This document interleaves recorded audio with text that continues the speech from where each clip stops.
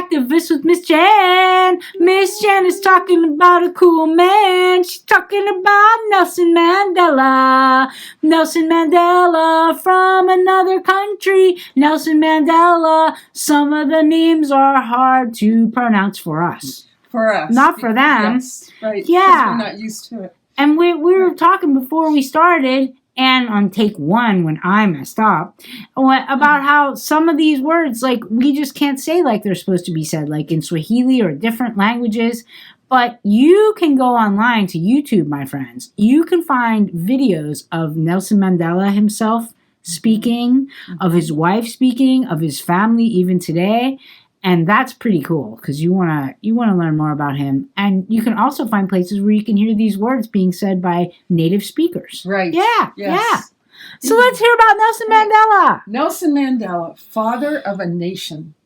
When Nelson Mandela was born, his father named him Shaler, a social word that means troublemaker. I think that's cool. Though occasionally mischievous as a child, Nelson spent his life fighting to end the brutal South African system of white supremacy and racial segregation known as apartheid. After 27 years in jail for his activism, he emerged to become the first democratically elected president of his country. So cool. Yeah, that is cool. So cool.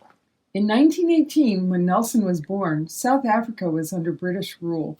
Black people were not allowed to vote, and white people held all the positions of power. Though they were a small minority, white people owned nearly all the land. But as a child, Nelson knew little of this situation. He was born in a tiny village called Maveso, where, he later said, life was lived much as it had been for hundreds of years. Maveso was home to the Thembo people, part of a Xhosa nation. His father was a chief, and Nelson was a member of the royal household. Like his father, he was raised to counsel the rulers of the tribe and settle disputes. His father was a strict man who had a tuft of white hair above his forehead. Nelson looked up to him. He would even rub ash onto his own hair to make it look like his dad's. Oh, that's cool. Isn't that sweet? Nelson's father believed that tribal matters should be guided by Thembu custom, Yeah. not by British laws. So when the British magistrate ordered him to appear, he refused. Cool. As a result, his chieftainship was ended and he lost his title, along with his herd, his land, and all the income they entitled him to. Nelson, his mother, Nosanki Fanny, and his siblings had to move to another village. And I don't know how to pronounce that. I don't know. How you spell it? Qunu. All right. Qunu? I don't know. Yeah. They had little money, but Nelson was happy there. Only a few hundred people lived there, which was set in a grassy valley. Nelson's family had 3 huts called rondavuls. His mother made them herself, using mud bricks to form the rounded walls and grass for the roof. That's pretty amazing, cool. His mom built the house. Yeah. The family had fields for crops and a fenced area for their animals, and the food they ate came from what they grew. Nelson's father had 4 wives, each of whom lived with their children on their own kraal, or homestead. This was a common family structure among the Xhosa people. He traveled between their homes and spent time with his 13 children. Wow. His wives got along well, and Nelson considered them all his mothers. His family's rondavals were always filled with the babies and children of his relatives. In his culture, the children of his aunts and uncles were considered brothers and sisters rather than cousins. He later wrote that as a child, he was never alone. Nelson's father was a respected counselor to the kings of Thembuland. I should look up these names. It's hard, yeah.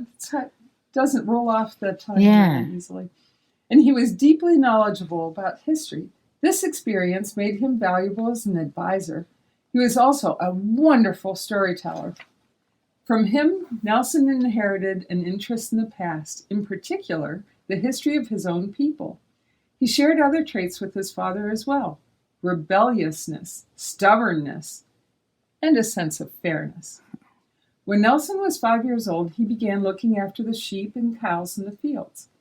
He later wrote, "It was in the fields that I learned how to knock birds out of the sky with a slingshot, to gather wild honey and fruits and edible roots, to drink warm, sweet milk from the udder of a cow, to swim in the cold, clear streams, and to catch fish with twine and sharpened bits of wire."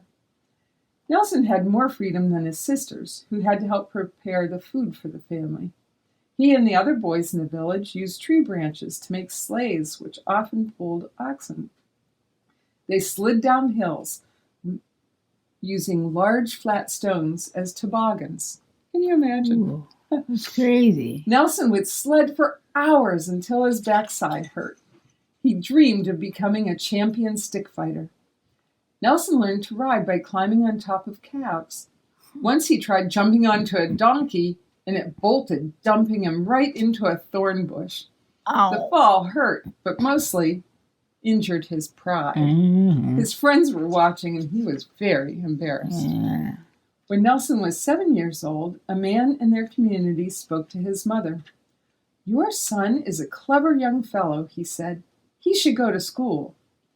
No one in Nelson's family had gone to school, and few people in the village knew how to read or write.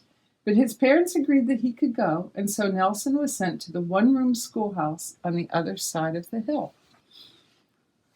Until then, Nelson had worn a piece of fabric wrapped around one shoulder and secured at the waist, typical for boys in his village.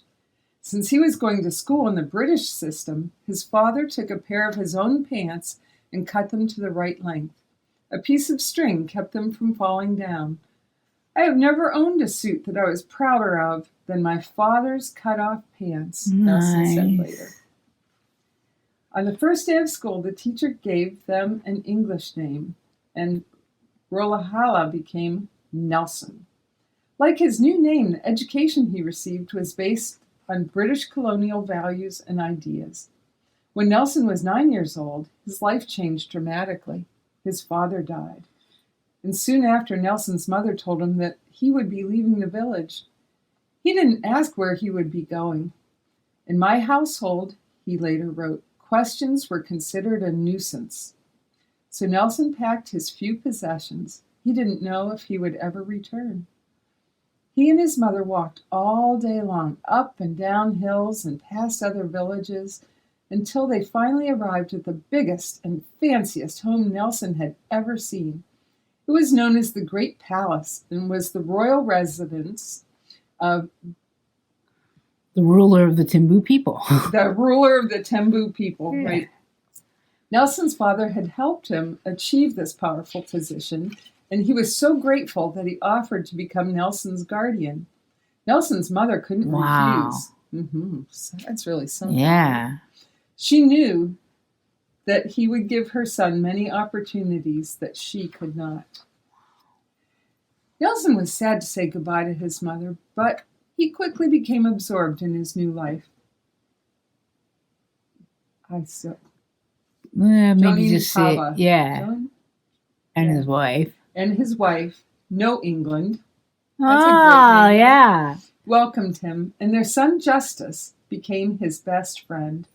Nelson took up boxing, long-distance running, and horseback riding. He enjoyed snazzy clothes, and he loved to dance.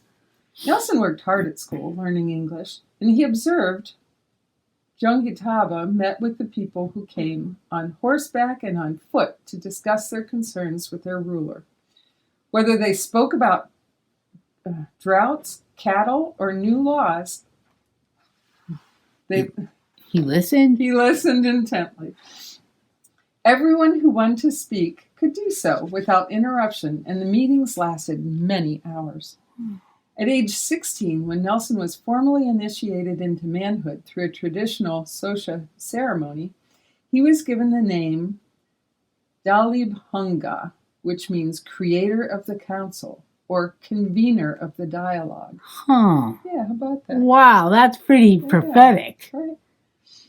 Later in life, after he went to university, Nelson became a lawyer. He joined the African National Congress and co-founded its youth league, becoming a leader in the movement to end the system of apartheid. He always tried to follow the principles he had learned in the Great Place, to give all voices a chance to be heard. Even as the country's president, much later in life, Nelson remembered His stepfather. Yeah, his guardian's advice. Taba's advice that a leader should be like a shepherd.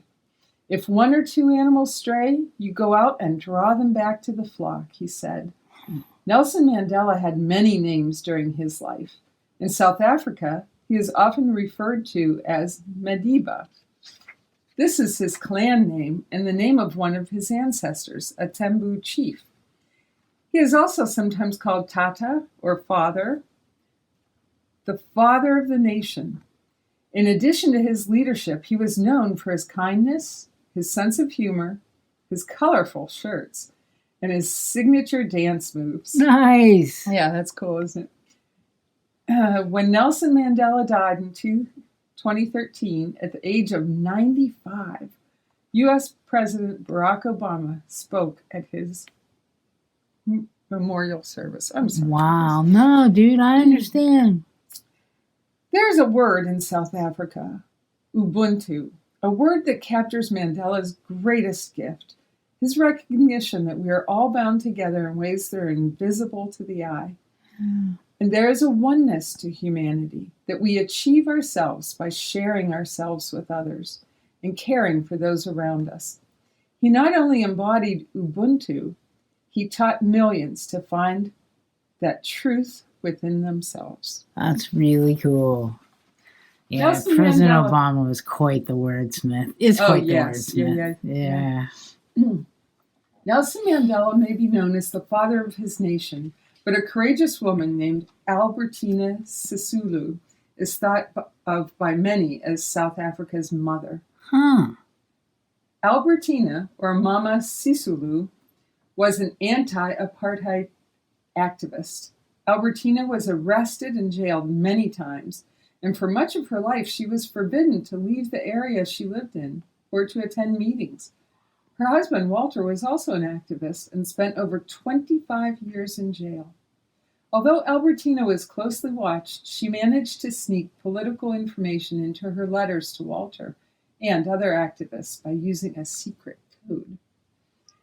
She pretended she was talking about gardening. Albertina spent many decades fighting for change and was particularly concerned about the needs of women, children, and the elderly. After apartheid ended and South Africa held its first democratic elections, she kept on working to improve the lives of people in her country as a member of parliament. That's really cool. I think we have a book about her. Oh, yeah, good. Yeah, a kid's biography. Yeah. Oh, we'll have to pick that up. That's really cool. Yeah. Oh, dude, he wow, very inspirational, man. There's a lot of materials here. Yeah. And, we have a lot of good Mandela books. There are a lot of good books about him. Mm-hmm. Yeah. And that's so come check these out. Yeah. Dude, that's really cool.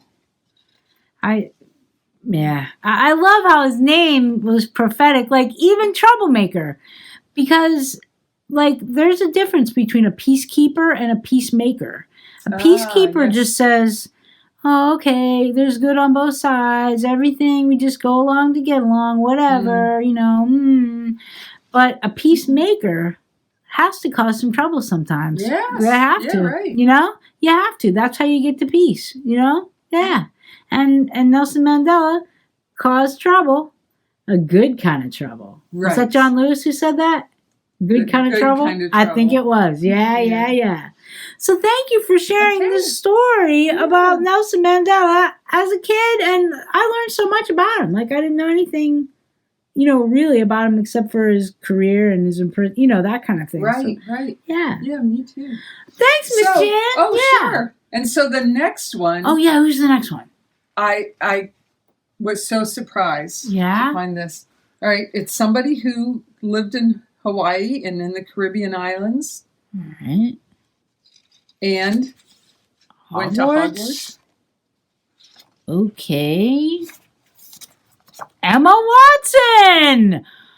All right, from Hogwarts to the UN. Well, I'm going to be interested to find out about that. I had no idea. Wow.